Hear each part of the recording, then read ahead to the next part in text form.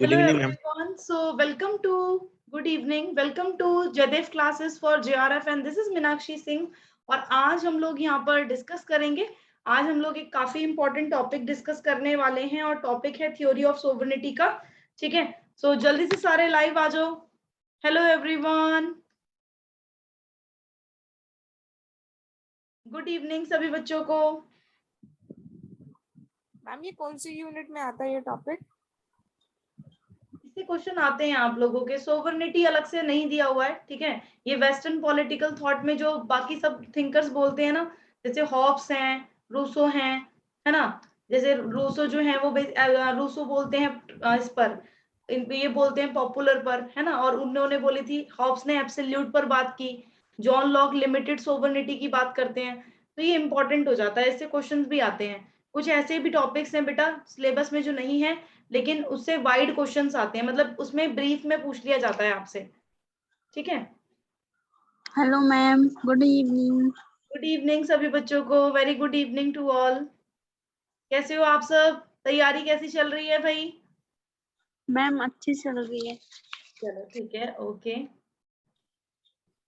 चलिए so start करते हैं आज की क्लास को। Hello everyone, Jaidev classes for JRF पर आप सभी का स्वागत है। एंड स्टार्ट आप कर सकते हैं मेरे साथ अपनी प्रिपरेशन को, चाहे आप net, JRF, set, PhD entrance exam किसी की भी अगर आप तैयारी कर रहे हो तो आप आ सकते हो। इसके अलावा जो कंप्लीट कोर्स है वो चल ही रहा है, ठीक है। और पेपर 1 पर भी कोर्स चल रहा है। सुबह 11 से 12:30 क्लास होती है इसकी।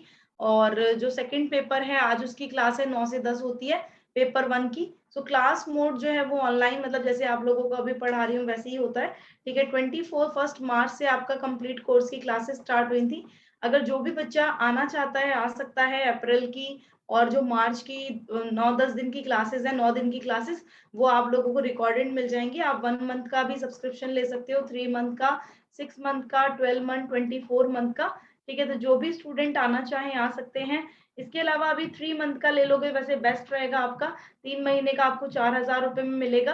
4,000 आपको पे करने होते हैं। इसमें आपको कंप्लीट कोर्स भी मिल जाएगा, पेपर 1 के लिए भी मिल जाएगा, live classes, test series, study material, quizzes, ये सारी चीजें आपको मिलती हैं। आप लोग हमें नंबर्स पर कॉल करके हमसे पूछ सकते हैं, आप हमें व्हाट्सएप कर सकते हैं, ठीक है, हमें मेल कर सकते हैं।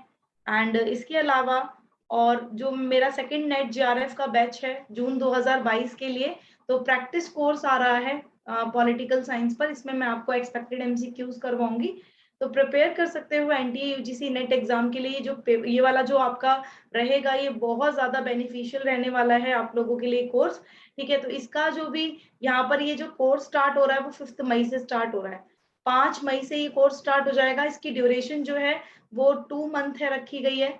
2 महीने इसकी ड्यूरेशन है। अभी 5 तारीख तक इसका जो प्राइस है वो 1500 है इंडिविजुअल लेने के लिए। मतलब अगर कोई बच्चा कंप्लीट कोर्स ना करना चाहे, ठीक है, वो सिर्फ यही वाला कोर्स लेना चाहे, आप सिर्फ इस कोर्स को परचेज करना चाहते हो, तो आप 2 महीने के लिए आप 1500 रुपए में प्रैक्टिस कर सकते हो एक्सपेक्टेड एमसीक्यूज की मेरे साथ लाइव। और इसके अलावा मैं आप लोगों को बहुत सारी चीजें इसी में करवाऊंगी भी, ठीक है। गुड इवनिंग सभी बच्चों को। तो feel free to contact us. इसका जो प्राइस है 5 तारीख के बाद बढ़ा दूंगी मैं।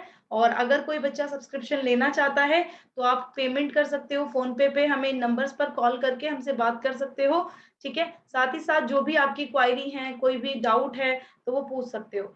अगर किसी बच्चे का प्लस सब्सक्रिप्शन आप लेते हो, अगर जैसे मान लो 4,000 वाला आपने लिया, ठीक है, तो बेटा इसके अंदर आपको सारे कोर्सेज मिलेंगे। आपको इसमें कंप्लीट कोर्स भी मिलेगा, पेपर 1 का भी मिलेगा, और जो प्रैक्टिस कोर्स मैं स्टार्ट कर रही हूँ तो वो मिलेगा। लेकिन कोई बच्चा अगर मान लो 1500 रुपए आप खर्च करके तब आप यहाँ पर ये वाला कोर्स परचेज करते हो, तो आपको इसमें दूसरे कोर्सेज नहीं मिलेंगे। मतलब आप सोचो कि प्रैक्टिस कोर्स में भी हो जाएगा आपका, नहीं, ऐसा नहीं होगा। सिर्फ आपको यही इसी कोर्स में आने की आपका रहेगा, यही कोर्स आप कर सकते हो बस, ठीक है। अगर कोई भी बच्चा करना चाहे तो आप लोग आ सकते हैं। 5 तारीख से स्टार्ट हो जाएगा, 5 मई से। इसके अलावा जो होल कोर्सेज के प्राइजेस हैं, तो 1 मंथ का 1500, 3 मंथ का 4,000, 6 मंथ का 7,500, 12 मंथ का 15,000, 24 मंथ का 20,000। 24 मंथ का भी एप्लीकेबल नहीं है, सिर्फ 1 ईयर तक का ही अभी चल रहा है, ठीक है। और एनटीए यूजीसी नेट की जो क्लासेस हैं पॉलिटिकल साइंस की पेपर 1 की वाइज ऐप पे कंडक्ट की जा रही है। जैसे अभी भी आप वाइज ऐप पे ही आए हो, है ना। कंप्लीट कोर्स चल रहा है पॉलिटिकल साइंस पर 10 यूनिट्स में यहाँ पर आप लोगों को करा रही हूँ। अभी देखो क्या चल रहा है, 2 मई चल रही है ना, तो अभी मैं आपको करा रही हूँ इंडियाज फॉरेन पॉलिसी। ठीक है, तो इंडियाज फॉरेन पॉलिसी की क्लासेस चल रही है अभी 9 मई तक आप लोगों का इंडियाज फॉरेन पॉलिसी चलेगा। अभी क्रैश कोर्स चल रहा है, ये 1 PM होती है इसकी क्लासेस, 5 अप्रैल से स्टार्ट हुआ था। टेलीग्राम चैनल आप ज्वाइन कर सकते हो। बाकी आपके लिए जो क्लासेस हो रही हैं डेली 4 PM, है ना, फ्री क्लासेस हो रही हैं यूट्यूब पर, और मंडे और फ्राइडे को जो होती है वो वाइज ऐप पे होती हैं, Jaidev classes for JRF free classes.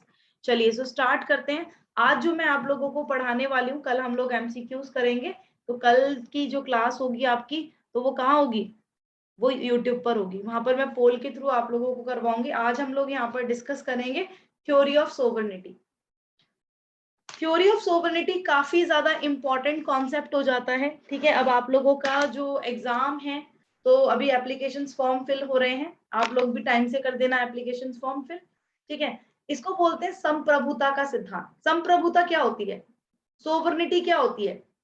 Sovereignty basically हम उस प्रिंसिपल को बोलते हैं जब हम स्वतंत्र रूप से कोई भी निर्णय लेने के लिए क्या होते हैं, इंडिपेंडेंट होते हैं। स्वतंत्र रूप से कोई भी डिसीजन हम ले सकते हैं, वो एक तरह से सोवरेन हो गया। ठीक है, अब जैसे मैं हूं या फिर आप हो, तो क्या हम सोवरेन है। इसके लिए मैं एक एग्जांपल देती हूँ आप सभी को। ऐसे मान लो मैंने कहा कि चलो बच्चों अपने अपने सारे बच्चे बैग पैक कर लेना, ठीक है, और हम लोग कहाँ जा रहे हैं, मनाली जा रहे हैं। ठीक है, तो यहाँ पर अब काफी सारे बच्चों को, इवन मैं खुद, है ना, तो हम लोगों को क्या करना पड़ेगा, पेरेंट्स से पूछना पड़ेगा, है ना, कि हम जा रहे हैं या ऐसा। ठीक है, तो यहाँ पर क्या होता है, यहाँ पर बेसिकली हम सोवरेन हैं, नहीं है, है ना। लेकिन अगर चलो मोदी जी हैं, मोदी जी अगर मान लो कोई भी डिसीजन लेते हैं, तो क्या वो किसी के दबाव में आकर लेंगे, नहीं, ऐसा नहीं होता। वो क्या ले सकते हैं, वो डिसीजन जो है वो इंडिपेंडेंटली ले सकते हैं ना, वो इंडिपेंडेंटली उस डिसीजन को ले सकते हैं, तो वो हो जाता है सोवरेन। सोवरेन जो होता है, सोवरेनिटी की जब हम बात करते हैं, तो जो टर्म है सोवरेनिटी, ये डिराइव हुई है किससे, लैटिन वर्ड से। किससे बना है ये वर्ड, ये वर्ड किससे निकला है, लैटिन वर्ड से निकला है। लैटिन वर्ड के सुपरनेसस, यहाँ पर आप देखो, सुपररेनस वर्ड से निकला है, जिसका मतलब होता है सुप्रीम या फिर पैरामाउंट। इसीलिए अगर हम देखें, इसका जो मीनिंग हो जाता है सोवरेनिटी का, वो हो जाता है supreme power of the state, है ना, supreme power of the state इसका मीनिंग हो जाता है। तो ये ध्यान रखना, सोवरेनिटी किससे निकला है, लैटिन वर्ड से निकला है ना, किससे, सुपर रेनस से। इसका मतलब सुप्रीम या पैरामाउंट होना, और इसका मीनिंग क्या हो गया सोवरेनिटी का, सुप्रीम पावर ऑफ स्टेट।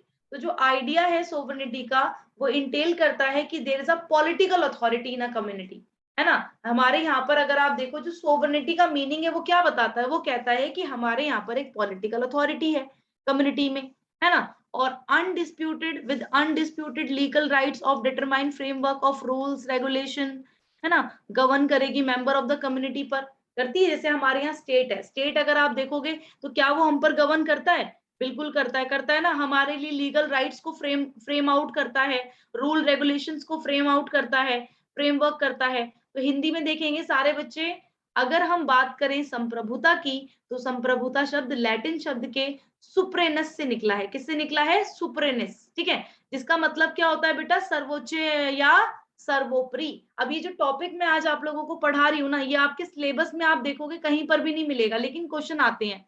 ठीक है, क्वेश्चन जीन ऑस्टिन हो गए, बॉदिन हो गए, इनसे क्वेश्चन आते हैं आप लोगों के, तो इसीलिए ये टॉपिक अपने आप में काफी ज्यादा इंपॉर्टेंट हो जाता है। ठीक है, तो इसका मतलब क्या हो गया, संप्रभुता का, राज्य की सर्वोच्च शक्ति, है ना। तो संप्रभुता का विचार किस बात पर जोर देता है, कि एक समुदाय में क्या होता है, एक राजनीतिक अधिकार होता है, और उसे समुदाय में सदस्यों को शासित करने के लिए नियमों और विनियमों को, ढांचे को निर्धारित करने का कानूनी अधिकार भी सौंपा गया है।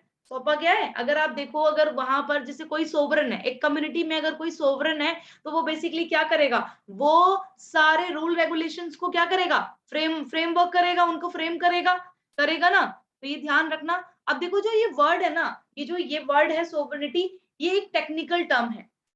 यूज ऑफ वर्ड सोवरेनिटी अगर आप देखो, एक टेक्निकल टर्म है पॉलिटिकल साइंस में से टेक्निकल टर्म माना जाता है। जब पब्लिश हुआ था the Republic by French thinker Jean Bodin, तो जीन बॉदिन ने एक मोस्ट इंपॉर्टेंट बुक है उनकी द रिपब्लिक, इसको पब्लिश किया था 1576 एडी में। तो exercise of supreme power by the state is commonly called sovereignty, है ना। अगर मान लो स्टेट के द्वारा सुप्रीम पावर को एक्सरसाइज किया जाता है, उसका आनंद लिया जाता है, तो उसको सोवरेनिटी कहते हैं। और state are therefore describe as sovereign. हम स्टेट को सोवरेन बोल सकते हैं, स्टेट को संप्रभु बोल सकते हैं कि राज्य एक संप्रभु है, बिल्कुल बोल सकते हैं, हम राज्य को संप्रभु बोल सकते हैं। अब देखो कुछ थिंकर्स हैं जो very important for your examination, ठीक है, इनकी डेफिनेशंस आपके एग्जाम में आ जाती हैं, ठीक है, ये डेफिनेशंस आपके एग्जाम में आती हैं, तो आपको ध्यान रखना है। JW गार्नर कहते हैं कि sovereignty is the characteristic of the state in virtue it cannot be legally bound except by its own will limited by any other power than itself। ठीक है, तो ये किसने बोला था कि सोवरेनिटी क्या है? सोवरेनिटी का कैरेक्टरिस्टिक देखोगे, स्टेट जो होता है वर्च्यू में होता है, it can not be legally bound, है ना, वो लीगली बाउंड नहीं हो सकता, बाय इट्स ओन विल और limited by any power than itself. तो यहाँ पर ये हिंदी में क्या कहते हैं? गार्नर कहते हैं कि संप्रभुता राज्य की वह विशेषता होती है जिसके आधार पर अपनी इच्छा के अलावा कानूनी रूप से बाध्य नहीं किया जा सकता, है ना, स्वयं के अलावा किसी अन्य शक्ति द्वारा सीमित भी नहीं किया जा सकता, नहीं किया जा सकता। अब जैसे मान लो हम हैं, हमारा जो इंडिया है वो सोवरेन है ना, हमारा जो इंडिया है वो सोवरेन कंट्री है। तो जो हमारी इंडिया एक सोवरेन कंट्री है, क्या हम उस पर दबाव बना सकते हैं? क्या हम किसी तरीके से उसको बाध्य कर सकते हैं, मजबूर कर सकते हैं किसी काम को करने के लिए? नहीं कर सकते, नहीं कर सकते ना। तो यहाँ पर क्या होगा, यहाँ पर बेसिकली किसकी चलेगी? यहाँ पर स्टेट की चलेगी। स्टेट यहाँ पर देखेगा कि हाँ भाई क्या करना है क्या नहीं करना है। उसी तरह से जीन बॉदिन क्या बोलते हैं? जीन बॉदिन कहते हैं कि संप्रभुता एक राज्य में आदेश देने की पूर्ण शक्ति होती है और कानून द्वारा अनियंत्रित नागरिकों और विषयों पर सर्वोच्च शक्ति है। सही बात है ना। संप्रभु क्या हो गया? संप्रभुता राज्य में आदेश देने की पूर्ण शक्ति हो गई। अगर आप सोवरेन हैं तो आपको कमांड देने की पावर होगी, और जब आप कमांड दोगे तो क्या लोग मानेंगे? बिल्कुल मानेंगे, है ना। और कानून द्वारा हम किसी को अनियंत्रित नागरिकों को हम नियंत्रित कर सकते हैं, बिल्कुल कर सकते हैं, ये भी बिल्कुल ठीक है ना। तो जीन बॉदिन क्या बोलते हैं? सोवरेनिटी को उन्होंने क्या कहा था? Absolute and perpetual power of commanding in a state and supreme power over citizen and unrestrained by law। तो इसी तरह से अगर आप देखोगे तो क्या जीन बॉदिन भी हॉब्स की तरह सोवरेनिटी को एब्सोल्यूट बताते हैं? बताओ। Yes ma'am.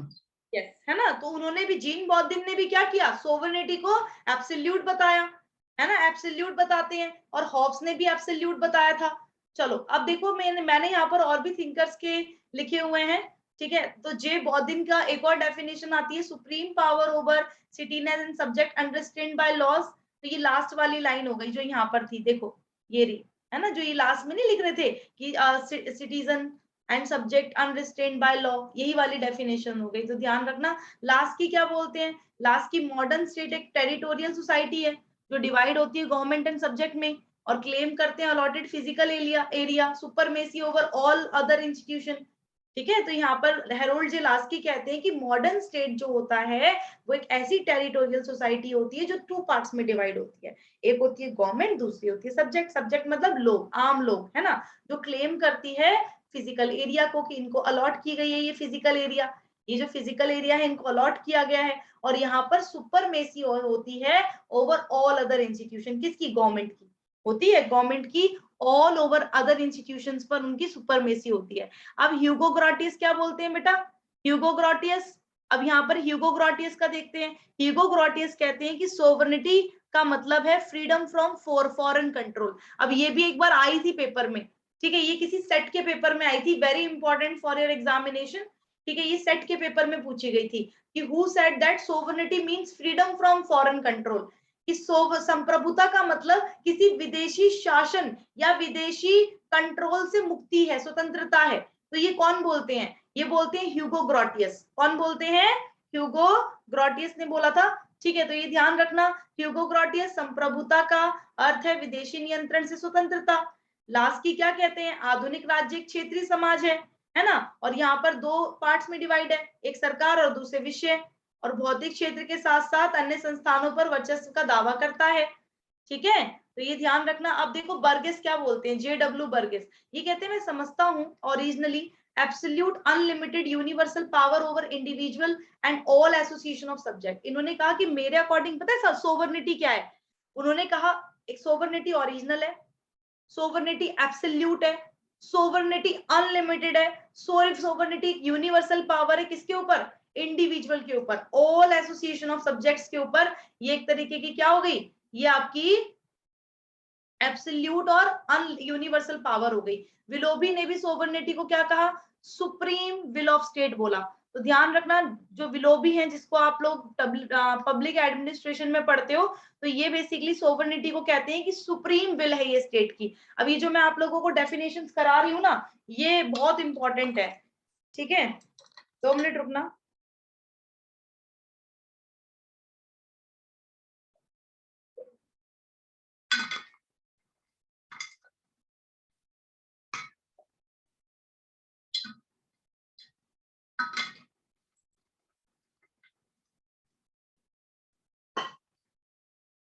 तो विलोबी कहते हैं कि the supreme will of the state is sovereignty, है ना। अब उसके बाद सोल्टो क्या बोलते हैं, आरजी सोल्टो, ये कहते हैं sovereignty exercise of final legal coercive power of the state, है ना। इन्होंने क्या कहा, इन्होंने कहा संप्रभुता राज्य की अंतिम कानूनी जबरदस्ती शक्ति का प्रयोग है। विलोबी राज्य की सर्वोच्च इच्छा के रूप में शैलीबद्ध किया कि सर्वोच्च संप्रभुता का मतलब राज्य की सर्वोच्च इच्छा। और बर्गस क्या बोलते हैं, व्यक्तिगत विषय और विषय के सभी संघों पर मूल पूर्ण असीमित सार्वभौमिक शक्ति को समझता हूं। इन्होंने सोवरनिटी को ऐसे डिफाइन किया। अब हम डिस्कस कर लेते हैं, बहुत बार आप लोगों ने देखा होगा, very very important for your examination, ये एनटीए यूजीसी नेट के लिए भी काफी ज्यादा इंपॉर्टेंट है, ठीक है। और बाकी सेट के एग्जाम्स में तो पूछ लिए जाते हैं, आप कभी भी देखोगे उठा के, किसी भी पेपर को उठा के देखना, आपको मिल जाएगा कि which of the following characteristics, which of the following is not a characteristics of sovereignty, ऐसे पूछ लेते हैं क्वेश्चन कि इनमें से कौन सी सोवरनिटी की विशेषता नहीं है, ठीक है। तो पहली विशेषता क्या आती है, पहली विशेषता आती है एब्सोल्यूटनेस। एब्सोल्यूटनेस का क्या मतलब होता है, अब देखो सोवरेन अथॉरिटी जो होती है वो सुप्रीम होती है, एब्सोल्यूट होती है इंटरनल और एक्सटर्नल एरिया में, और ये अनलिमिटेड होती है, कोई लीगल लिमिटेशन नहीं होती, है ना। इसीलिए यहाँ पर एब्सेंस होती है एनी रिस्ट्रेंट्स की ऑन इट्स अथॉरिटी, है ना। तो ये ध्यान रखना, इसको बोलते हैं संप्रभुता, जो सत्ता आंतरिक और बाहरी दोनों क्षेत्रों में सर्वोच्च और निरपेक्ष होती है, असीमित होती है, किसी कानून सीमा के अधीन नहीं होती, है ना। ये अपने अधिकार पर भीतर या बाहर से किसी भी तरह प्रतिबंध का अभाव होता है, इस पर होता है, कोई रोक टोक कर सकता है, अगर कोई सोवरेन है तो उस पर कोई रोक टोक कर सकता है, नहीं कर सकता, ठीक है, क्योंकि वो एब्सोल्यूट है, इस वजह से। सेकंड जो इसका आ जाता है, सेकंड आता है परमानेंस। परमानेंस का मतलब परमानेंट, जो परमानेंट है, जो बेसिकली परमानेंट है, जो कहीं पर भी ना जाए, ठीक है, जो परमानेंट हो। तो सोवरनिटी एक परमानेंट फीचर है स्टेट का। As long of state maintain its independent sovereignty last, है ना। अगर मान लो बहुत टाइम से जो आप देखते हो, एज लॉन्ग स्टेट जो मेंटेन करके रखता है अपनी इंडिपेंडेंस को, सोवरनिटी को, है ना। तो इसमें 2 आर इंस्परेबल है, गवर्नमेंट जो है मे बी फॉर्म्ड और dissolve according to establish procedure, but continue of state will not be affected by such changes. तो ध्यान रखना, परमानेंट भी एक फीचर है सोवरनिटी का, क्योंकि इसके अंदर क्या होता है बेटा, सोवरनिटी स्टेट का परमानेंट फीचर है, क्योंकि जो स्टेट होता है ना, वो अपनी इंडिपेंडेंस को बहुत टाइम तक, लॉन्ग टाइम तक मेंटेन रखता है, और सोवरनिटी भी मेंटेन रहती है। अगर मान लो हम पर किसी ने कब्जा कर लिया, इंडिया पर अगर दोबारा से कोई कब्जा कर लेता है, दोबारा से कोई कैप्चर कर ले पावर को, तो हम क्या होंगे, हम सोवरन रहेंगे, बताओ, नहीं रहेंगे, सोवरनिटी तो छिन जाएगी ना। तो गवर्नमेंट जो है, गवर्नमेंट अगर आप देखोगे तो वो बनती हैं, बिगड़ती हैं, दूसरी गवर्नमेंट आती है, लेकिन जो स्टेट की कंटिन्यूटी है ना, वो अफेक्ट नहीं होती ना ऐसे चेंजेस से। होती है कि चेंजेस से ऐसे अफेक्ट नहीं होती ना, क्योंकि देखो गवर्नमेंट आएगी जाएंगी, लेकिन इससे हमारे, इससे कोई वो होता है, हमारा जो स्टेट है तो वो तो कभी अफेक्ट होता ही नहीं है, स्टेट जैसा चल रहा है वैसे चल रहा है ना। तो ये ध्यान रखना। उसके बाद इसे हिंदी में बोलते हैं स्थायित्व। तो संप्रभुता राज्य का स्थायी विशेषता है, जब तक राज्य अपनी स्वतंत्रता बनाए रखता है तब तक क्या है, तब तक संप्रभुता बनी रहती है। जब स्वतंत्रता पर संकट आएगा तो आपसे संप्रभुता छीन ली जाएगी, आपसे स्वतंत्रता छीन ली जाएगी, संप्रभुता भी छीन जाएगी, दोनों अविभाज्य हो गए। सरकारें स्थापित प्रक्रिया के अनुसार बनाई और भंग की जा सकती हैं, लेकिन क्या इससे राज्य पर कोई प्रभाव पड़ता है, नहीं, कभी भी नहीं पड़ेगा, राज्य पर कभी कोई प्रभाव नहीं होगा। फिर बात आती इंडिविजुअलिटी की। इंडिविजुअलिटी मतलब जिसको अलग ही ना किया जा सके, जिसको विभाजित ना किया जा सके। तो sovereignty can not B divided between different sets of individual और ग्रुप्स। अगर मान लो यहाँ पर सारे बच्चे बोलेंगे नहीं मैम हमें हमारी सोवर्निटी चाहिए, आप अपनी रख लो हमें हमारी दे दो, ठीक है, और इन बच्चों की भी दे दो इनकी, तो सोवर्निटी को बताओ हम डिवाइड कर सकते हैं, बांट सकते हैं? नहीं बांट सकते। तो सोवर्निटी जो है वो डिवाइड नहीं की जा सकती डिफरेंट सेट ऑफ इंडिविजुअल और ग्रुप्स में, क्योंकि हर स्टेट में सोवर्निटी जो होती है वो सिंगल बॉडी में वेस्टेड होती है, सिंगल बॉडी में। जो डिवीजन होता है सोवर्निटी का मतलब होता है डिस्ट्रक्शन ऑफ सोवर्निटी। अगर हम डिवीजन कर देना सोवर्निटी का कि हाँ भाई आप पे भी है, आपके पास भी, आपके पास भी, आपके पास भी है, इसका मतलब हो गया कि हमने तोड़ दी, बांट दी पूरी तरह से। जो notion of divided, fragmented, diminished, limited है ना, relative sovereignty, negation of sovereignty, तो यहाँ पर क्या देखा जाएगा? यहाँ पर ये देखा जाएगा विभाजित हो जाएगी, खंडित हो जाएगी, सीमित हो जाएगी। सापेक्ष संप्रभुता की धारणा संप्रभुता का निषेध है, ठीक है, तो ये ध्यान रखना। तो अविभाज्यता समझ आ गया। संप्रभुता व्यक्तियों या समूहों के, विभिन्न समूहों के बीच विभाजित नहीं की जा सकती, नहीं की जा सकती ना। प्रत्येक राज्य में संप्रभुता एक ही निकाय में निहित होती है, इस वजह से अगर हम संप्रभुता को बांटते हैं इसका मतलब हमने संप्रभुता का विनाश कर दिया, ठीक है। अगर हम बोलते हैं कि ठीक है आप भी डिसीजन ले सकते हो, आप भी ले लो, आप भी ले लो, आप भी ले लो, हमारी कंट्री का आप डिसीजन ले सकते हो, 4 लोगों के हाथ में पावर आ गई, तो यहाँ पर क्या होगा? इसका मतलब संप्रभुता का विनाश, ठीक है। तो ये ध्यान रखना सारे बच्चे। इसके बाद नेक्स्ट आता है, जो नेक्स्ट कैरेक्टरिस्टिक है वो है यूनिवर्सलिटी। जो सोवर्निटी होती है क्या वो यूनिवर्सल फीचर है? बोल सकते हैं, हर जगह मौजूद है। सोवर्निटी अगर आप देखो extend all individual, group, area, things with in it territory.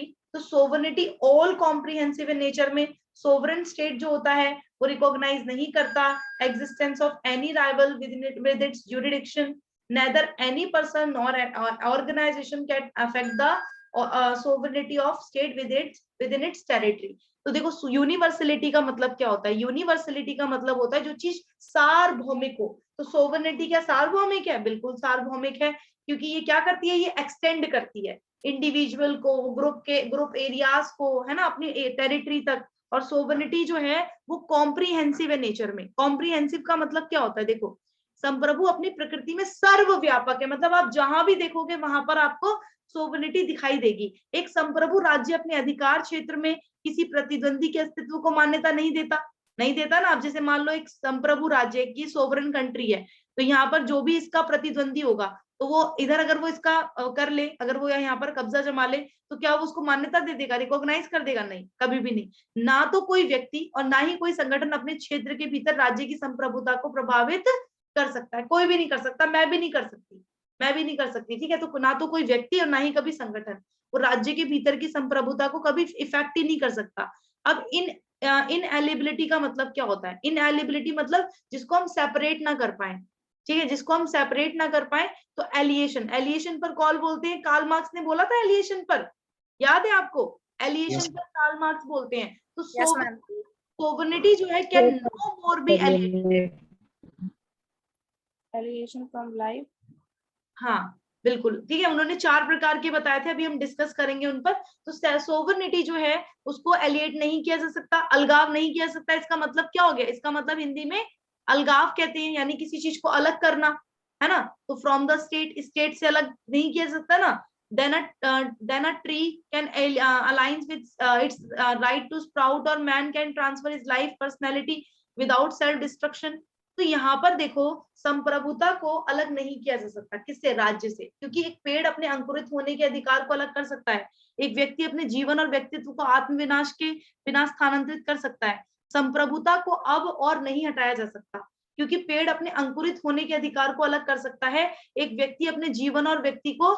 ये वही लाइन आ गई बेटा, ये वही लाइन आ गई, ध्यान रखना। तो सोवर्निटी जो है, सोवर्निटी को हम एलिएट नहीं कर सकते, स्टेट से हम नहीं कर सकते, अलग नहीं कर सकते ना, स्टेट से कभी भी हम इसको अलग नहीं कर सकते। क्योंकि यहाँ पर अगर आप देखो एक ट्री जो है वो उसको हम अलग कर सकते हैं, है ना, इट्स राइट टू स्प्राउट, और मैन को ट्रांसफर कर सकते हैं life and personality without self destruction, लेकिन हम इसको नहीं कर सकते, इसीलिए इसको अविच्छेदता बोलते हैं। क्या बोलते हैं? अविच्छेदता। उसके बाद आता है एक्सक्लूसिवनेस। क्या आता है? एक्सक्लूसिवनेस का मतलब होता है सोवरेन पावर जो होती है स्टेट की वो एक्सक्लूसिव होती है। कोई भी इंडिविजुअल एसोसिएशन जो है outside territory state can compete it, है ना। There is only one sovereign power in a state, एक ही सोवरेन पावर होगी स्टेट में, और ये legally competent to command the obedience of his inhabitants. तो यानी कहने का मतलब हो गया कि राज्य की जो संप्रभु शक्ति होती है ना वो अनन्य होती है, एक्सक्लूसिव होती है, और राज्य के क्षेत्र के भीतर बाहर कोई भी व्यक्ति इसका मुकाबला कर ही नहीं सकता, ठीक है, क्योंकि वो कैसी है, एक्सक्लूसिव है। मेरी बात समझ आ रही है? इसीलिए इसको बोला जाता है, इसका जो कैरेक्टरिस्टिक है बेटा वो सोवरेनिटी का, वो क्या आता है, वो एक्सक्लूसिव भी आता है। क्या आता है? एक्सक्लूसिव। ठीक है, तो ये ध्यान रखना। यानी एक्सक्लूसिव का मतलब समझते हो हिंदी में? विशिष्ट। जैसे हम बोलते हैं ना विशिष्टता, जो चीज हमारे पास नहीं है वो शायद किसी और के पास हो, तो वो क्या हो गई, वो विशिष्टता हो गई। ठीक है, पॉइंट नहीं दिख रहा है? देखो ये रहा एक्सक्लूसिवनेस। तो सोवरेन पावर जो होती है स्टेट की वो एक्सक्लूसिव होती है, कोई भी इंडिविजुअल हो चाहे एसोसिएशन हो, आउटसाइड हो गया टेरिटरी के, ठीक है, state can compete with it, है ना। तो there is only one sovereign power in a state, एक ही सोवरेन पावर होती है, लीगली कॉम्पिटेंट होती है, command the obedience of its inhabitants. तो ये ध्यान रखना। ठीक है, फिर आती है आपकी लीगल सोवरेनिटी। अब देखो कॉन्सेप्ट कराने वाली हूँ मैं आपको, लीगल सोवरेनिटी डिस्कस करेंगे, फिर पॉलिटिकल, फिर मैं आपको लीगल और पॉलिटिकल में डिफरेंस बताऊंगी। ठीक है, उसके बाद monistic theory of sovereignty discuss करेंगे। मोनिस्टिक थ्योरी ऑफ सोवरेनिटी को ऑस्टिन थ्योरी ऑफ सोवरेनिटी भी बोला जाता है।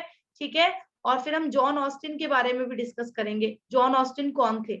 और ऑस्टिन ने लॉस को 2 टाइप्स में डिवाइड किया था, आपको याद होगा, पॉजिटिव लॉ और positive morality.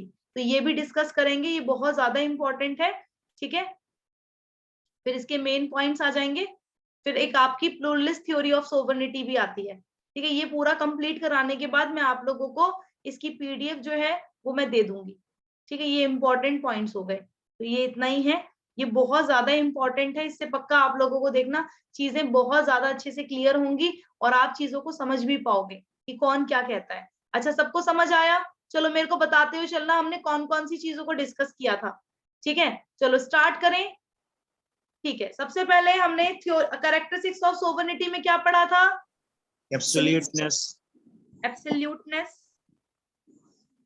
indivisibility, second is permanence. permanence, ठीक है, इंडिविजुअलिटी मैं पहले लिख देती हूँ, कोई प्रॉब्लम नहीं है। Permanence, exclusiveness, universality. Universality ma'am. ठीक है, वेरी गुड, यूनिवर्सलिटी। फिर क्या आएगा? इनएलिजिबिलिटी। एलिएशन। इनएलिएशन। inhalation, इनएलिएशन। Availability, exclusiveness, and legal sovereignty. Very good. Exclusiveness और लीगल सोवरेनिटी। वो आपकी वो अलग हो गई, जो पॉलिटिकल सोवरेनिटी पढ़ाऊंगी ना वो अलग हो गई। ये कैरेक्टरिस्टिक्स हैं सोवरेनिटी के। सोवरेनिटी कैसी होती है? एब्सोल्यूट होती है, इंडिविजुअलिटी परमानेंट होती है, यूनिवर्सल होती है, इनएलिएबल होती है, यानी इसको हम अलग नहीं कर सकते, उसका अलगाव नहीं किया जा सकता, और एक्सक्लूसिव मतलब विशिष्ट। हाँ, वेरी गुड, बहुत बढ़िया। ठीक है, वो विशिष्ट हो गई। चलो सबको करेक्ट क्लियर? हाँ बोलो। मैम इसमें हर पॉइंट के साथ साथ एक थिंकर लिखवा दो जो उसके बारे में बोलता है। इसमें सिर्फ कुछ ही थिंकर्स आते हैं इनके बारे में, जैसे जैसे कि एब्सोल्यूट सोवरेनिटी के बारे में कौन बोलता है? एब्सोल्यूट पे सबने बोला। एब्सोल्यूट पे देखो आपके ये जीन बॉदिन, ऑस्टिन, ये सब एब्सोल्यूट की बात करते हैं। हॉब्स ने भी एब्सोल्यूट की बात की थी। ठीक है ma'am, these are common characteristic of sovereignty. हाँ, ये कॉमन एक तरह से हो गए आपके। ठीक है, देखो यहाँ पर ना, यहाँ पर जो एब्सोल्यूट पे बोलते हैं तो वो हॉब्स हो गए, ऑस्टिन हो गए, बॉदिन हो गए। ठीक है, ये सब ना एब्सोल्यूट बताते हैं सोवरेनिटी को। ठीक है, जो लिमिटेड सोवरेनिटी की बात करते हैं वो कौन है बेटा? John Locke, हाँ, जॉन लॉक, वेरी गुड। और जिन्होंने पॉपुलर सोवरेनिटी की बात की थी वो कौन है? Rousseau, रूसो, बहुत बढ़िया। हाँ, रूसो। ठीक है, सबको समझ आ रहा है? yes ma'am. बहुत बढ़िया, तो ये ध्यान रखना। ठीक है, अब मैं आप लोगों को आगे लेके चल रही हूँ, फिर आगे का समझना। ठीक है, यहाँ तक आई होप आपको समझ आ गया होगा। अब देखो जो भी चीजें हैं, बोलो। Thinker associated with absolute are Hobbes, Austin and Bodin. Ma'am आपने दूसरा कुछ बोला था ma'am. Limited sovereignty is related to John Locke and popular sovereignty is related to Rousseau. John Locke and popular sovereignty is related to Jean-Jacques Rousseau. Okay. Okay, done. चलो बहुत बढ़िया। सो यहाँ पर अब डिस्कस करेंगे लीगल सोवर्निटी को। ठीक है, लीगल सोवर्निटी को डिस्कस कर लेते हैं। अब देखो ध्यान से समझना, लीगल सोवर्निटी क्या होती है। इसे बोलते हैं कानूनी संप्रभुता।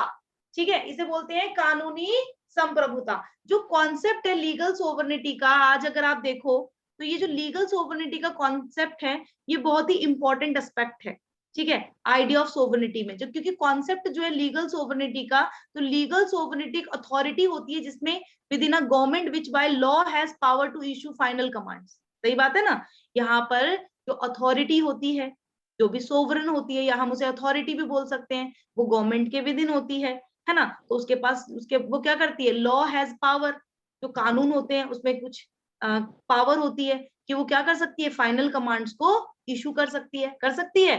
तो ये ध्यान रखना, इसी के उसमें इन दिस अथॉरिटी जो डायरेक्शंस होते हैं, laws of the state attributes final legal force, every order state there are laws which must be obeyed by the citizen. तो जो भी अथॉरिटी जो भी डायरेक्शन लेती है, मतलब जो भी लॉज बना रही है ना, फाइनल लीगल फोर्स बन कर रही है उनको, तो स्टेट जो होगा बेसिकली जो भी ऑर्डर दे रहा है ना लॉज में, तो वहां पर सिटीजन का मेन काम क्या है, उनको आदर करना, सम्मान करना। ठीक है, उनको मानना। तो must be power issue and enforce these laws. तो इनको इन्फोर्स करना, इनको इशू करना, ये सब किसके पास पावर है, स्टेट के पास। तो power that issue lay down the laws is the legal sovereign power, है ना। यानी कि जो पावर जो इशू करती है किसको, लॉज को, है ना। तो यही क्या हो गई, यही लीगल सोवरेन पावर हो गई एक स्टेट की।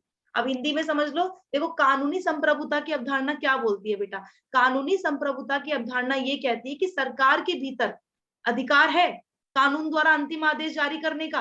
बताओ, उसके पास शक्ति है कानून को रूप देने का। अगर मान लो कोई भी उसने देखा कि हाँ भाई ये होना चाहिए, तो उसने उसको कानून का एक रूप दे दिया, तो ये किसके पास पावर है, गवर्नमेंट के पास। तो ये वह प्राधिकरण है, हम गवर्नमेंट को प्राधिकरण बोल सकते हैं, जिसमें निर्देश पर राज्य का कानून अंतिम कानून बल का श्रेय देता है। बोलो। देखो प्रत्येक आदेशित, हाँ कोई बात नहीं, प्रत्येक आदेशित राज्य में ऐसे कानून होते हैं जिनके नागरिकों का पालन करना चाहिए, और इन कानूनों को जारी रखने और लागू करने की शक्ति भी होनी चाहिए। देखो अभी किसी बच्चे को अगर कुछ बोलना है, पहले रेज हैंड करोगे फिर बोलोगे, ठीक है। चलो ये ध्यान रखना। तो ये हम गवर्नमेंट को एक हम अथॉरिटी बोल सकते हैं, जो क्या करेगा, जो निर्देश पर राज्य को कानून को कानूनी बल का श्रेय देता है, अंतिम कानून बनाएगा उसे, है ना। राज्य के पास ऐसे कानून होते हैं जिनका नागरिकों को पालन करना चाहिए, नागरिकों को पालन करना चाहिए। तो वह शक्ति जो इन कानूनों को जारी करती है और निर्धारित करती है, वह राज्य की कानूनी संप्रभुता की शक्ति कहलाती है। मेरी बात समझ आ गई। अब अगर आपके मन में अगर ये क्वेश्चन आ रहा है कि मैम आप यही तो बोलना चाह रहे हो कि जो गवर्नमेंट होगी या स्टेट होगा या फिर मान लो कोई भी अथॉरिटी है ना, तो वो क्या कर रही है, वो कानूनों को जारी कर रही है, कानूनों को निर्धारित कर रही है हमारे लिए, तो वो उसके पास क्या, हम उसको लीगल सोवरेनिटी बोलेंगे। बिल्कुल, उसको आप लीगल सोवरेनिटी बोलोगे, क्योंकि वो लॉज से रिलेटेड है बेटा। जो भी legal sovereignty is related to laws, कि लॉज को लाना, उसको इम्प्लीमेंट करना, ठीक है, ये सब काम क्या हो गया, ये सब गवर्नमेंट का काम हो गया। हम तो नहीं कर सकते, ये सब नहीं कर सकते ना। अब पॉलिटिकल सोवरेनिटी क्या होती है, अब ध्यान से समझना। पॉलिटिकल सोवरेनिटी जो है, वो political sovereignty behind the legal sovereignty is another power which is unknown to law, है ना। The power is unorganised and incapable of expressing will of the state in form of legal command। तो ये ध्यान रखना, जो political sovereignty होती है वो बिल्कुल लीगल सोवरेनिटी के पीछे होती है। एक अनदर पावर हो गई, है ना, जो कि लॉज के प्रति अननोन होती है। जो पावर होती है अनऑर्गेनाइज, इनकैपेबल, किसी भी विल ऑफ स्टेट को और एक्सप्रेस करने के लिए, तो ये ध्यान रखना। तो जो पावर है ना, इसको ही पॉलिटिकल सोवरेनिटी बोलते हैं। पॉलिटिकल सोवरेन जो होते हैं, इनके पास अल्टीमेट रेसिप्रोटरी ऑफ पॉलिटिकल पावर, इनके पास पॉलिटिकल पावर होती है, ठीक है। और ये क्या करते हैं, ये बेसिकली यहाँ पर अगर आप देखो, जो कंट्रीज हैं representative government, The elected parliament may have temporary legal control, but they have to derive their authority from body of electorates. तो जो रिप्रेजेंटेटिव गवर्नमेंट होते हैं, जैसे हमने भेजे चुनकर, हमने अपने रिप्रेजेंटेटिव्स आगे भेज दिए, अब जो हमारे रिप्रेजेंटेटिव्स गए, क्या मैं उन्हें पॉलिटिकल सोवरेन बोल सकती हूँ? बिल्कुल बोल सकती हूँ। वो हमारे बिहाफ पर डिसीजन लेते हैं, नहीं लेते? लेते हैं ना। तो वो elected parliament temporary legal control होता है। बट हमारे पास क्या है, जो बॉडी ऑफ इलेक्टोरेट्स होते हैं उनके पास क्या होता है, उनके पास अथॉरिटी वो उनसे लेते हैं। ठीक है, तो ध्यान रखना। मैं एक बार हिंदी में भी बता देती हूँ। जो राजनीतिक संप्रभुता है, तो कानूनी संप्रभुता के पीछे राजनीतिक संप्रभुता की अवधारणा की शक्ति होती है। ठीक है, और ये सत्ता असंगठित है, कानूनी आदेश के रूप में राज्य की इच्छा व्यक्त करने में असमर्थ होती है ना। इस शक्ति का बल सर्वोपरि होता है। और अगर हम देखें, जो ये राजनीतिक संप्रभुता के रूप में जानी जाती है ये, और राजनीतिक संप्रभुता राजनीतिक शक्ति का अंतिम भंडार होता है। मतलब अगर आपके पास पॉलिटिकल पावर अगर आपको देखनी है कि कहाँ मिलेगी, तो वो पॉलिटिकल सोवरेंस के पास ही मिलेगी। अब पॉलिटिकल सोवरेंस हैं कौन? वो लोग जो हमारे रिप्रेजेंटेटिव हैं, जिनको हमने भेजा है आगे। ठीक है, तो प्रतिनिधि सरकारों वाले देशों में संसद का अस्थायी कानूनी नियंत्रण हो सकता है, लेकिन उन्हें मतदाताओं के निकाय के रूप में अपना अधिकार प्राप्त करना होता है। अगर जैसे मान लो हम जिसे भेज सकते हैं, क्या हम उन्हें सत्ता से हटा नहीं सकते? इतनी पावर है हमारे पास। हम उन्हें नेक्स्ट टाइम जिताएंगे ही नहीं, तो हम उन्हें सत्ता से हटा भी सकते हैं। जनता के पास इतनी पावर है ना। तो ये ध्यान रखना। आप देखो, इसमें डिफरेंस समझोगे तो आपको बहुत अच्छे से समझ आ जाएगा कि लीगल सोवरेनिटी और पॉलिटिकल सोवरेनिटी में क्या डिफरेंस होता है। लीगल सोवरेनिटी जो होती है वो लॉज मेकिंग से रिलेटेड है। मतलब जो भी अथॉरिटी लॉज को बनाती है ना लीगल टर्म्स में, वो लीगल सोवरेन हो गए। और जो लीगल सोवरेन के पीछे होते हैं, मतलब बिहाइंड होते हैं, ये इशू नहीं कर सकते कमांड, ठीक है, इन द फॉर्म्स ऑफ लॉ। तो ये हो गए पॉलिटिकल सोवरेन। पॉलिटिकल सोवरेन का जो वेस्टेड होता है, ये इलेक्टोरेट ऑफ द पीपल है ना। हम ही लोगों पर डिपेंड करते हैं, जब हम नहीं चुनेंगे तो जाएंगे कैसे। लेकिन जो लीगल सोवरेन होते हैं वो वन पर्सन और एक ग्रुप हो सकता है ना। लीगल सोवरेन डिफाइन, ऑर्गेनाइज और precise to known to law है ना। ये लोग लॉ के प्रति, हाँ बोलो मनीषा। मैम, जो पॉलिटिकल सॉवरेनिटी है उसका बेस भी तो लीगली होगा। जो रिप्रेजेंटेटिव हम चुनते हैं, ये भी तो लीगली एक कॉन्स्टिट्यूशन में लाया गया है कि हम ही चुनेंगे, उसका बेस यही तो हुआ। हाँ, लेकिन ये बिहाइंड है। ठीक है, ये लीगल सोवरेन, जैसे अगर आप देखोगे, अब जैसे हमने, जैसे गवर्नमेंट है ना, तो गवर्नमेंट के 3 पार्ट्स कर रखे हैं गवर्नमेंट के 3 पार्ट्स में हम देखें तो लेजिस्लेटिव है, एग्जीक्यूटिव है और जुडिशरी है। तो एग्जीक्यूटिव से मैं अगर बोलूं कि भाई आप एक काम करो, चलो लॉज बना दो, तो ये बना देगी क्या? ये क्या बोलेगी मेरे से? ये बोलेगी भैया मेरा काम थोड़ी है, मेरे से क्यों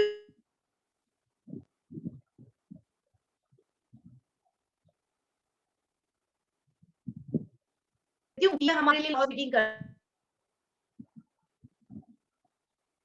स्टक हो रहा है। लेजिस्लेटिव, ये लॉ मेकिंग अथॉरिटी हो गई। और जो ये वाले हो गए ना लीगल सोवरेन। हाँ बोलो विश्वा विजो। Ma'am, actually there are 2 types of executive, no, political executive and permanent executive. So political executive are the political sovereign, because whenever law made by the legislature, then it is the responsibility of the executive to implement this law. And for that, our minister are responsible for implement this law. Like they are the political executive. So they are the political sovereign. Actually, I think that. ऐसा भी हो सकता है, बिल्कुल आप भी ठीक बोल रहे हो, है ना। तो ये मैं वैसे समझा रही थी, ठीक है। तो ये ध्यान रखना। तो ये लीगल सोवरेन के पीछे ही होते हैं। हाँ बोलो, बोलो मनीषा। चलो मैम, मेरा क्लियर हो गया, थैंक यू। हो गया क्लियर, ठीक है। तो ध्यान रखना, लॉ मेकिंग अथॉरिटी जो होती है वो लीगल टर्म्स में हो गई, और लीगल सोवरेन जो होते हैं वो बिल्कुल पॉलिटिकल सोवरेन लीगल सोवरेन के बिहाइंड होते हैं, बिल्कुल पीछे होते हैं। ये इशू नहीं कर सकते command in the forms of laws, ठीक है। जो पॉलिटिकल सोवरेन होते हैं उनका वेस्टेड होते हैं इलेक्टोरेट और द पीपल, वो बेसिकली बेस्ड ही हमारे ऊपर होते हैं कि हाँ भाई जब हमें चुनेंगे तब हम जाएंगे। पॉलिटिकल सोवरेन जो होते हैं वो इनडेफिनाइट होते हैं, अनऑर्गेनाइज होते हैं, क्योंकि आपको पता है सरकारें जाती हैं आती हैं, है ना।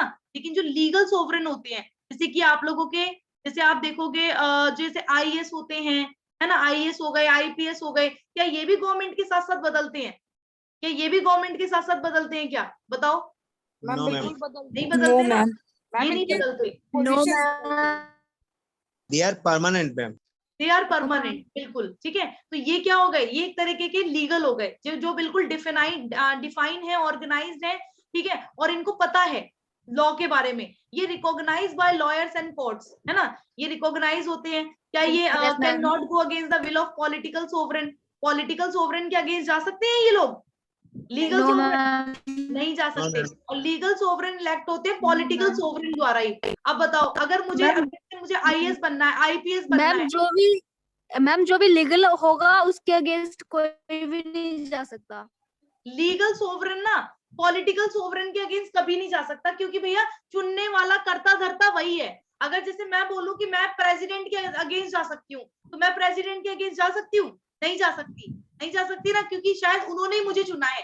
आप लोगों को पता है ना प्रोसेस, आपको पूरा प्रोसेस पता होगा। जैसे अगर आईएएस का, आईपीएस का, है ना, इन लोगों का प्रोसेस आपको पता ही होगा, किस तरह से चुने जाते हैं, किस तरह से ये जब एग्जाम पास करते हैं उसके बाद किस तरह से इनका रहता है पूरा इंटरव्यू, वो सब, है ना। तो लीगल सोवरेन वो हो गए ये बेटा। ये कैसे होती है? ये ऑर्गेनाइज्ड होते हैं, ठीक है, ये नॉन टू लॉ, इनको पता होता है सारी चीजें, और ये कभी भी इनको ना लीगल सोवरेन को पॉलिटिकल सोवरेन द्वारा ही चुना जाता है, ठीक है। लेकिन ये, हाँ बोलो मैम। मैं बोलना चाहता हूँ, जो आप बोल रही है जो लीगल एंड पॉलिटिकल सोवरेनिटी के बारे में, तो एक हाँ। बॉडी इंस्टीट्यूशन है इसका डिसीजन के बारे में, लाइक तो पॉलिटिकल जो सोवरेनिटी। एक बार ना अपनी ना लीड पास करो बेटा, एक बार अपनी लीड पास करो और फिर मुझे बताओ। आपकी आवाज बहुत कम आ रही है। माइक हाँ, माइक पास करिए। हाँ यस मैम। अब हाँ ठीक है, अब बोलिए। Yes ma'am. तो मैम बोलना चाहता हूँ कि जो आप बोल रही है, तो ये इंस्टीट्यूशन के बारे में नहीं, जो आपका पॉलिटिकल एग्जीक्यूटिव और लेजिस्लेटिव और जुडिशियरी हो, तो मैं उसका बोल रहा हूँ डिसीजन के बारे में। आई थिंक मैम, अगर पॉलिटिकल सोवरेनिटी और लीगल सोवरेनिटी डिफरेंसेस है, तो डिसीजन जो पॉलिटिकल लाइक लीडर्स होता है, तो वो जो अपना डिसीजन लेता है, तो वहां पे वो सोवरेन हो जाता है। तो यहाँ पे आप लाइक लीगल वे तो है, यहाँ पे हम कोई चेंजेस नहीं कर सकते, सॉवरेनिटी पूरा है, लेकिन जो इसका इंक्रीज नहीं हो सकता, लिमिटेड है। अगर हम मैं बोलता हूँ पॉलिटिकल सॉवरेनिटी मैम, यहाँ पे जो उसका डिसीजन लेता है लाइक फॉरेन पॉलिसी, तो यहाँ पे जब डिसीजन लेता है तो डिसीजन मेकर, तो वहाँ पे वो सॉवरेन होता है।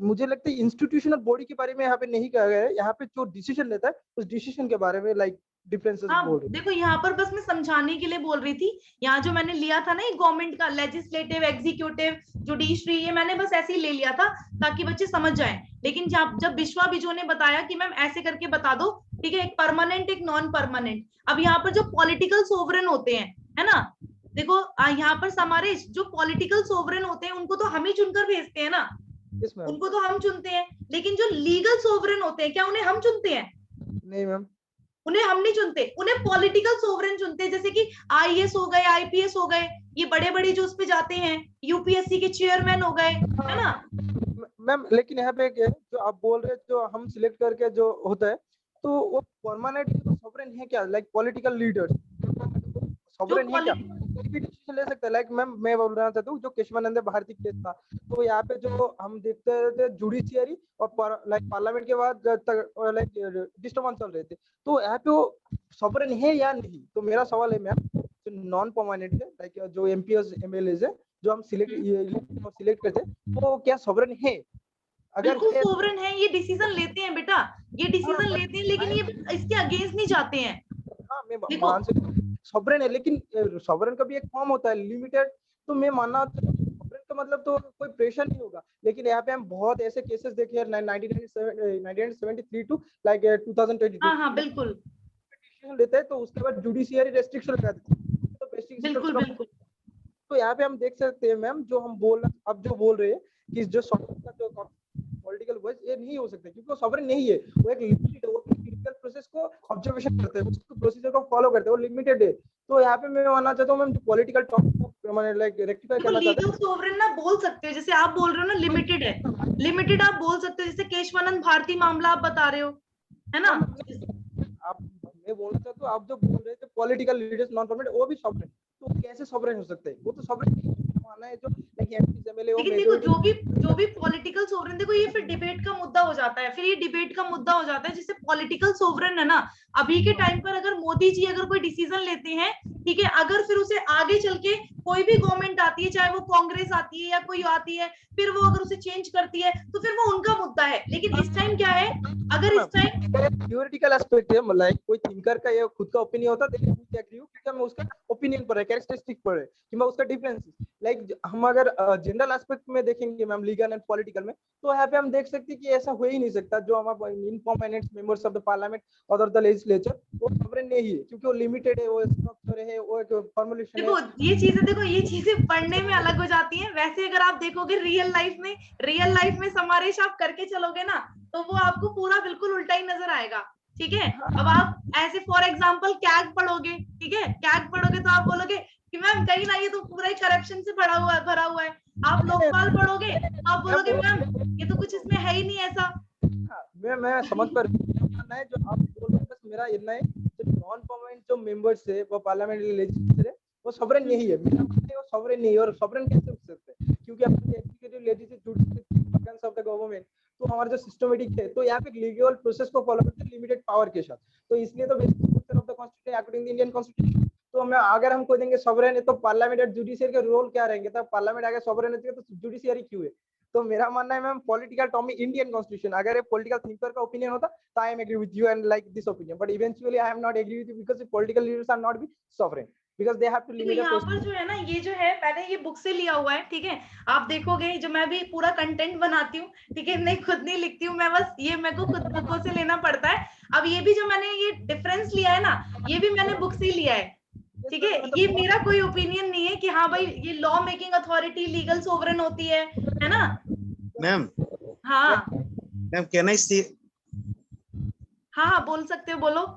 मैम एक्चुअली आपने जो लिखा था ना, वहाँ पर जो लिखा है ना, ये बिल्कुल सही है। एक्चुअली जो पार्लियामेंट में जो लॉ बनाते हैं ना, तो ये लॉ तो जो पॉलिटिकल जो अथॉरिटी होता है, जो भाई जो एमएलए एमपी होता है ना, मतलब जो पार्लियामेंट में जो एमपी लोगों ने हमारा ये लॉ बनाता है, जो वो लॉ बनाते हैं, जो प्रेसिडेंट के रेटिफिकेशन में सिग्नेचर होने के बाद वो लीगल अथॉरिटी हो जाता है। ठीक है, तो लीगल अथॉरिटी के बिहाइंड में पॉलिटिकल अथॉरिटी है, क्योंकि जो रिप्रेजेंटेटिव है ना, वो तो हम चुन के देते हैं ना, हम लोग चुन के देते हैं। बिल्कुल। तो ये पॉलिटिकल अथॉरिटी है, वो रिप्रेजेंटेटिव 5 साल के बाद चेंज हो सकता है, लेकिन जो लॉ कभी भी चेंज नहीं होता। चेंज हो सकता है, लेकिन ये चेंज करने के लिए पार्लियामेंट का जो मुद्दा होता है ना, वो होना चाहिए। अमेंडमेंट, जो मेरे ख्याल से अमेंडमेंट पावर दी हुई है, बिल्कुल उसके अकॉर्डिंग। लीगल अथॉरिटी के बिहाइंड पॉलिटिकल अथॉरिटी है। Without political authority, legal authority can not be implemented. So when law passed by the parliament, so there behind the political authority is there, political sovereign authority is there, like MLA or MP is there. So without MLA MP, law cannot be implemented. Once law is implemented, then this law will be final. बिल्कुल, yes, ठीक है, तो ये ध्यान रखना। अब आ जाओ, अब सारे बच्चे यहाँ पर आ जाओ। ठीक है, मैं दोबारा बता देती हूँ। लॉ जो मेकिंग अथॉरिटी होती है वो लीगल हो गई। ठीक है, लॉ मेकिंग लीगल सोवरेन हो गया, और पॉलिटिकल सोवरेन जो होता है वो बिहाइंड होता है लीगल सोवरेन के, और वो it can not issue command in the forms of law. ठीक है, पॉलिटिकल सोवरेन जो होता है वो वेस्टेड होता है इलेक्टोरेट और द पीपल, और जो लीगल सोवरेन होता है वो वेस्टेड होता है एक पर्सन हो सकता है या पूरे ग्रुप में। लीगल सोवरेन ऑर्गेनाइज होता है और बहुत अच्छे से जानता है लॉ के बारे में, लेकिन जो पॉलिटिकल सोवरेन होता है वो अनऑर्गेनाइज्ड होता है। ठीक है, और वो नॉन टू लॉ, या मतलब हो भी सकता है, जान भी सकता है, नहीं भी जान सकता। इसको रिकॉग्नाइज करते हैं लॉयर्स एंड कोर्ट, लेकिन पॉलिटिकल सोवरेन को नहीं करते। Can not go against the will of political sovereign. ये पॉलिटिकल सोवरेन के खिलाफ लीगल सोवरेन नहीं जा सकता। एक्चुअली जो लीगल सोवरेन होता है has to go down before the political sovereign. ठीक है, और यहाँ पर जो लीगल सोवरेन इलेक्ट होता है वो पॉलिटिकल सोवरेन द्वारा होता है, और इन्हें हम चुनते हैं। पब्लिक ओपिनियन और मास हम लोग चुनते हैं इनको, है ना। देखो हिंदी में भी देख सकते हो सारे बच्चे, हिंदी में भी मैंने यहाँ पर, अच्छा ये वाला आप लोगों का शायद लास्ट में मैंने दिया हुआ है। चलो मैं इसका हिंदी आप लोगों को दे दूंगी। ठीक है, इसकी हिंदी नहीं है तो मैं आप लोगों को दे दूंगी। और इधर आ जाओ अब एक बार फटाफट से, जॉन ऑस्टिन। ठीक है, इसकी मैं हिंदी आप लोगों को दे दूंगी।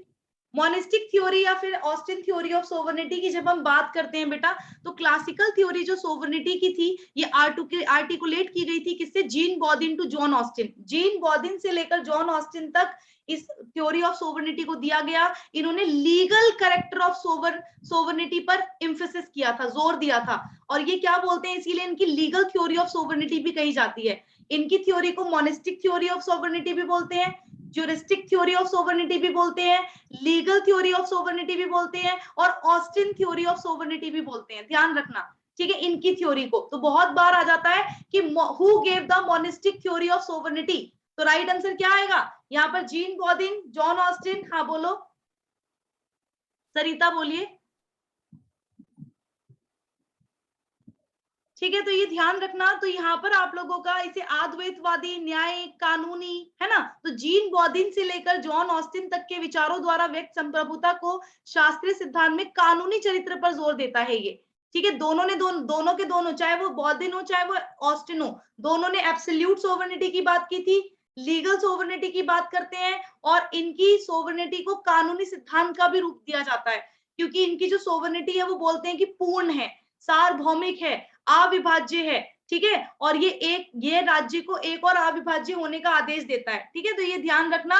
इसके अलावा अगर आप और थिंकर्स को देखोगे जिनकी जो डॉक्ट्रीन है, जर्मन फिलोसोफर जो इसको बहुत ज्यादा क्या करते हैं, सपोर्ट करते हैं, तो हीगल, है ना, फ्रिश्के, जीन बॉदिन, हॉब्स, रूसो, ऑस्टिन, तो ये लीगल थ्योरी ऑफ सोवर्निटी के हैं सारे के सारे।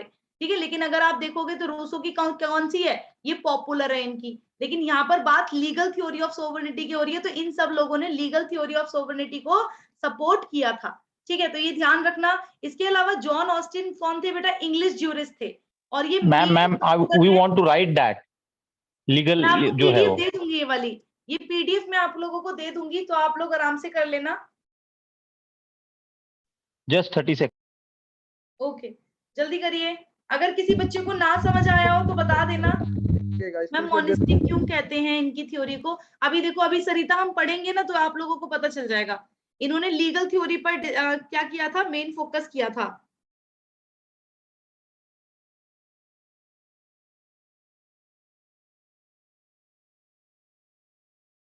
ऑस्टिन की थ्योरी है theory of monistic, theory of monistic, है ना, सोवर्निटी।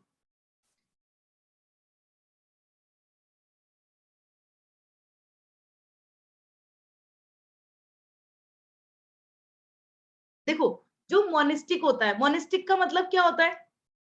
मोनिस्टिक का मतलब देवीय होता है ना, देवीय। किसने पूछा था ये क्वेश्चन? सरिता ने पूछा है ना, कि मैम मोनिस्टिक क्यों कहते हैं? देखो, जो देवीय होता है, तो देवीय अगर आप देखो, गॉड हमारे लिए कभी कुछ खराब कर सकता है? जो गॉड होगा, हमें गॉड पर इतना ज्यादा विश्वास है कि जो करेगा वो हमारे लिए अच्छा करेगा, है ना। तो यहाँ पर अगर आप देखो तो वैसे ही ये लीगल थ्योरी ऑफ सोवर्निटी पर जोर देते हैं। तो जो लीगल सोवरन है, जो भी रूल मेकिंग कर रहा है, जो भी लॉज मेक कर रहा है, तो बताओ वो अपने जनता के लिए लॉज खराब बनाएगा? नहीं बनाएगा ना। इसीलिए मोनिस्टिक बोलते हैं, क्योंकि वो कहते हैं ये एब्सोल्यूट है। ठीक है, ये कैसी है? एब्सोल्यूट है। ठीक है, और कैसी है साथ साथ, इसको अगर आप देखोगे एब्सोल्यूट है, हम इसे डिवाइड नहीं कर सकते, है ना। मेरी बात समझ आ रही है? Yes ma'am. इसे मोनिस्टिक भी बोलते हैं। चलो डन हो गया ये। ओके, अब हम आगे चल रहे हैं। जॉन ऑस्टिन अगर आप देखो बेटा, तो ये इंग्लिश ज्यूरिस्ट है और मेन सपोर्टर हैं मोनिस्टिक थ्योरी ऑफ सोवर्निटी के, और ये बहुत ज्यादा इन्फ्लुएंस थे थॉमस हॉब्स और जेरेमी बेंथम से। ऑस्टिन ने क्या किया था, डिस्कस किया था थ्योरी अपनी कौन सी बुक में, ये क्वेश्चन भी पूछा जाता है कि इन्होंने कौन सी बुक में theory monistic theory of sovereignty को दिया था, तो लेक्चर्स ऑन ज्यूरिप्रूडेंस, है ना, तो इसमें दिया था। इसमें उन्होंने आइडिया ऑन पॉजिटिव लॉ भी बताया, है ना। इसके अंदर उन्होंने basis of idea on positive law, Austin क्या रिजेक्ट करते हैं, कॉन्सेप्ट ऑफ नेचुरल लॉ को पूरी तरह से रिजेक्ट कर देते हैं, और कहते हैं कि sound change can not be brought in Europe through natural law, है ना। इन्होंने क्या कहा, इन्होंने कहा कि जो साउंड चेंज हुई उनको नहीं की जा सकती यूरोप में थ्रू नेचुरल लॉ, है ना। ये नेचुरल लॉ को क्या करते हैं, इसके अगेंस्ट थे। तो ऑस्टिन ने प्राकृतिक कानून की अवधारणा को खारिज कर दिया और कहा कि यूरोप में प्राकृतिक कानून के माध्यम से ध्वनि परिवर्तन नहीं लाया जा सकता। वहां पर अगर हम किसी भी तरीके का चेंज लाना चाहें तो वहां पर हम पॉजिटिव लॉ से नहीं ला सकते। तो ऑस्टिन ने क्या किया, इसीलिए लॉ को टू कैटेगरीज में बांटा। इन्होंने कहा कि जो लॉज होते हैं बेसिकली तो वो दो प्रकार के होते हैं, एक होते हैं पॉजिटिव लॉ और दूसरे होते हैं पॉजिटिव मोरालिटी। ठीक है, तो यहाँ पर उन्होंने कहा कि पॉजिटिव लॉ, तो जो लॉ कंसीडर किए जाते हैं कमांड्स, जहां पर जो लॉज कंसिस्ट करते हैं कमांड्स को, किसकी कमांड, पॉलिटिकल सुपीरियर की। ठीक है, तो ये होते हैं पॉजिटिव लॉ। पॉजिटिव लॉ में 4 प्रकार के एलिमेंट्स पाए जाते हैं। पहला कमांड पाई जाएगी, दूसरा सेक्शन पाया जाएगा, तीसरा ड्यूटी पाई जाएगी और चौथी सोवरेनिटी पाई जाएगी। ठीक है, ये ध्यान रखना। और यहाँ पर अगर आप देखो तो यहाँ पर पॉलिटिकल सुपीरियर द्वारा ही क्या दी जाती है, यहाँ पर कमांड्स दी जाती हैं। तो लॉज कंसिस्टेड ऑफ कमांड्स, तो वो पॉलिटिकल सुपीरियर हो गए, है ना, पॉलिटिकल सुपीरियर द्वारा दी जाती है। अब यहाँ पर आप देखो देयर आर, अगर हम और देखें इसमें, तो there are laws which are not set directly और इनडायरेक्टली बाय पॉलिटिकल सुपीरियर। इस कैटेगरी में कौन से आते हैं, इस कैटेगरी में डाइवर्स टाइप्स ऑफ रूल्स आते हैं, custom rules of club, law of fashion, honour, law of natural science, है ना, इसको so called international law and principle and president of constitutional law.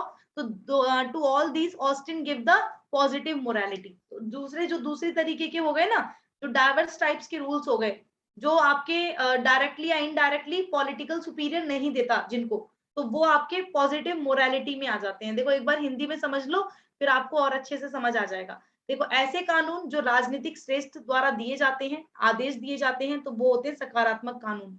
इसमें 4 चीजें होती हैं, आदेश, मंजूरी, कर्तव्य और संप्रभुता। फिर ऐसे कानून भी होते हैं जो प्रत्यक्ष या परोक्ष रूप से किसी राजनीतिक वरिष्ठ द्वारा निर्धारित नहीं किए जाते। इसमें पता है जैसे रीति रिवाज, क्या कोई हमारे रीति रिवाज कोई सुपीरियर बताएगा कि हाँ भाई ये रीति रिवाज फॉलो किया जाएगा, ये नहीं किया जाएगा। क्लबों के नियम ये वो नहीं बताएंगे। फैशन वो बताएंगे कि हाँ भैया ये चल रहा है, अब ये पहनना स्टार्ट करो, नहीं ये भी नहीं। प्राकृतिक विज्ञान के कानून, अंतरराष्ट्रीय कानून के नियम, तो ये वो सारे कानून है बेटा, इनको हम सकारात्मक नैतिकता बोलते हैं। उन्होंने इसको सकारात्मकता नैतिकता बोला।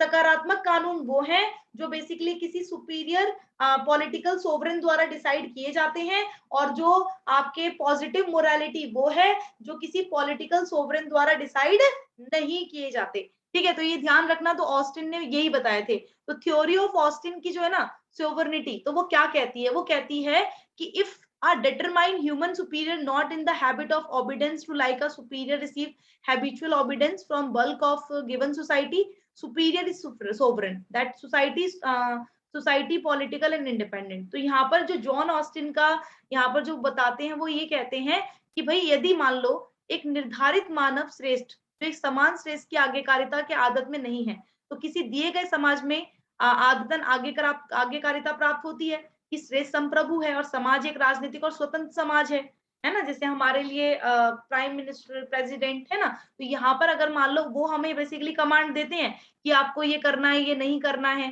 जैसे अभी आप लोगों को पता होगा मास्क पे जुर्माना लग चुका है दिल्ली के अंदर, है ना, कि मास्क पर 500 रुपए का जुर्माना है, जो नहीं लगाएगा वो पैसे देगा। तो यहाँ पर एक डिटरमिनेट जो होता है human superior not in habit of obedience to like a superior receive habitual obedience, है ना। तो यहाँ पर सुपीरियर जो होता है वो सोवरेन होता है और सोसाइटी जो होती है वो पॉलिटिकल और इंडिपेंडेंट होती है। तो ये बेसिकली बताते हैं। तो ये ध्यान रखना सारे बच्चे। इसमें अगर आप मेन पॉइंट्स देखोगे किसके, यही वाले, तो ये आप लोग पढ़ लेना। प्लूरलिस्ट थ्योरी ऑफ सोवरेनिटी का मैं जल्दी से बता देती हूँ। देखो प्लूरलिस्ट जो है पॉलिटिकल साइंस में, इसका मतलब होता है बहुत सारे एसोसिएशंस का और समूहों का यानी ग्रुप्स का एग्जिस्टेंस में होना। ठीक है, जब बहुत सारे ग्रुप्स और एसोसिएशन बेटा जब एक साथ एग्जिस्टेंस में होते हैं सोसाइटी में, तो उसको हम प्लूरलिज्म बोलते हैं। ठीक है, और ये रिकॉग्नाइज करते हैं importance for overall welfare of human being. ये सारे के सारे ह्यूमन बीइंग के ही वेलफेयर के लिए आते हैं। तो प्लूरलिस्ट एक्यूज करते हैं monist that they regard all non-political association created by state depend for continued existence upon the will of state, है ना, only power conceded by the state। तो जो प्लूरलिस्ट है ना वो क्या बोलते हैं, वो एक्यूज करते हैं कि जो मोनिस्ट है, यानी ये बोलते हैं कि जो अद्वैतवादियों पर आरोप लगाते हैं कि वे राज्य द्वारा बनाए गए सभी गैर राजनीतिक संघ और को राज्य की इच्छा पर निरंतर अस्तित्व के लिए निर्भर मानते हैं और केवल राज्य द्वारा स्वीकृत शक्तियों का प्रयोग करते हैं और बहुलवादी क्या मानते हैं, ये बेसिकली ये मानते हैं, प्लूरलिस्ट मानते हैं कि जो अदर एसोसिएशन है वो अराइज हुए हैं नेचुरली और spontaneously in peculiar sphere of independently of state control. ठीक है, तो ये ध्यान रखना बेटा। तो प्लूरलिज्म क्या हो गया, प्लूरलिज्म इन पॉलिटिकल साइंस का मतलब हो गया एग्जिस्टेंस में होना बहुत सारे ग्रुप्स को, एसोसिएशन को सोसाइटी के अंदर, है ना। ये रिकॉग्नाइज करता है, इंपॉर्टेंस देता है overall welfare of human beings को। और प्लूरलिस्ट किसको एक्यूज करते हैं, मॉनिस्ट को, अद्वैतवादियों को, या अद्वैतवादियों पर आरोप लगाते हैं। ठीक है, pluralist accuse monist that they regard, ये लोग जो मॉनिस्ट हैं ये ऑल नॉन पॉलिटिकल एसोसिएशन को बताते हैं कि ये क्रिएट किसके द्वारा किया गया, स्टेट के द्वारा, है ना, कंटिन्यू एग्जिस्टेंस के लिए, विल ऑफ स्टेट के लिए, है ना, only power कंसीड by the state, ताकि जो पावर है वो पूरी तरह से स्टेट पर निर्भर हो जाए। और प्लूरलिस्ट क्या मानते हैं, प्लूरलिस्ट मानते हैं कि जो अदर एसोसिएशन है वो नेचुरली और स्पॉन्टेनियसली अराइज हुए हैं एक पेक्युलर स्फीयर में, और ये एक्ट करते हैं इंडिपेंडेंटली ऑफ स्टेट कंट्रोल, है ना। ये बेसिकली राज्य के नियंत्रण से स्वतंत्र रूप से कार्य करते हैं। तो ये ध्यान रखना सारे बच्चे, आई होप आप लोगों को क्लियर होगा। ठीक है, तो इसमें फर्स्ट सिस्टमैटिक डेवलपमेंट जो कंट्रीब्यूशन आया था वो जेम्स मेडिसन ने दिया था। अगर आप इसे पढ़ोगे तो आपको बहुत अच्छे से सारी चीजें क्लियर हो जाएंगी। प्लूरलिस्ट आइडियाज को जो बोला जाता है तो जॉन लॉक और मॉन्टेस्क्यू, इनके नाम आते हैं। ठीक है, प्लूरलिस्ट में।